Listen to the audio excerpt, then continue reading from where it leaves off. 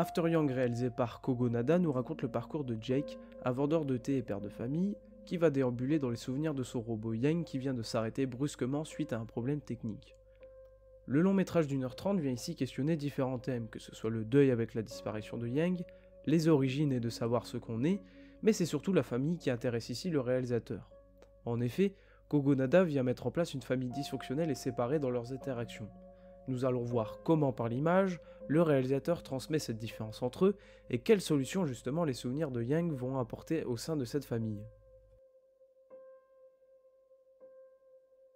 La famille se compose en 4 individus. Jake le père de famille, Kira la mère, Mika la jeune fille et Yang le robot familial. La première fois où la famille est réunie est une scène de repas qui vient nous montrer qui ils sont, les enfants d'un côté et les parents de l'autre. Ils ne seront jamais filmés ensemble dans un et même plan, mais séparés par un champ contre champ. Le plan d'ensemble arrivera après, lorsque tous les individus auront quitté la table.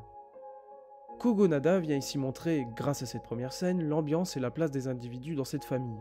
Les enfants coexistent dans le même cadre et semblent bienveillants l'un envers l'autre comme le montre le regard de Yang envers sa petite sœur, et en termes d'agencement, l'espace est grand, lumineux, chaleureux et aucun obstacle ne vient encombrer l'écran.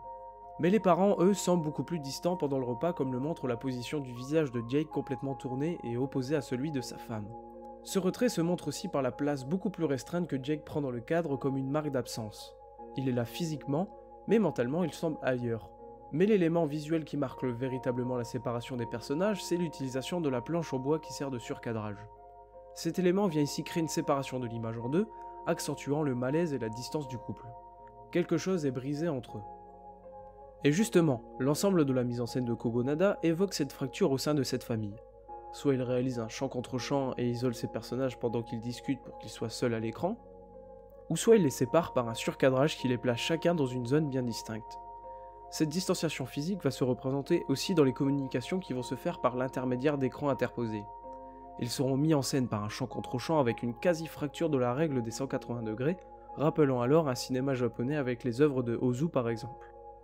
Ils sont à égalité en termes d'échelle de plan, mais une distanciation physique se crée tout de même. Et même en plaçant ces personnages dans un plan pour les réunir et avoir une complicité familiale, la narration prendra le pas pour installer une dispute où le père sera accusé d'une erreur qui amènera au dysfonctionnement de Yang. Physiquement ils sont proches, mais l'agencement les montre distants ou parasités visuellement par des éléments extérieurs. Et c'est ce qui va définir Jake dans le film, un personnage solitaire et rempli de doutes face à son rôle dans la famille. Il est passif et se laisse porter par son ennui et sa solitude au quotidien. Ses déplacements sont très rares et se font souvent en voiture qui le laisse immobile. Même quand il tente de revenir vers sa femme par l'intermédiaire du cadre, son reflet à travers la vitre représente cette volonté fantomatique de revenir, de son âme qui souhaitant renouer avec celle qu'il aime. Mais sa femme reste stoïque, ne voulant alors plus aller vers lui et préférant s'en éloigner, le laissant alors seul dans le cadre. Ils ne sont plus un collectif soudé, mais des individus interagissant dans une famille.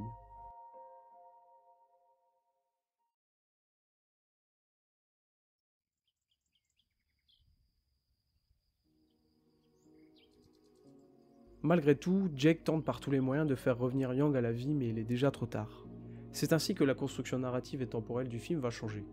En entremêlant alors le passé et le présent, le réalisateur va incorporer dans son film des séquences de flashback où Jake va découvrir les souvenirs de Yang, et c'est justement par un dispositif de lunettes que Jake va pouvoir regarder et surtout assister au fait que Yang a été témoin de la vie, de l'humanité et surtout du temps qui passe. Ces souvenirs viennent contraster avec l'ennui et l'obscurité du présent où tous les décors et les interactions semblent vides, froides et distantes. Ces images du passé reflètent une sorte de liberté de mouvement et d'espace où rien n'étrique des personnages dans un décor où ils en sont enfermés et séparés.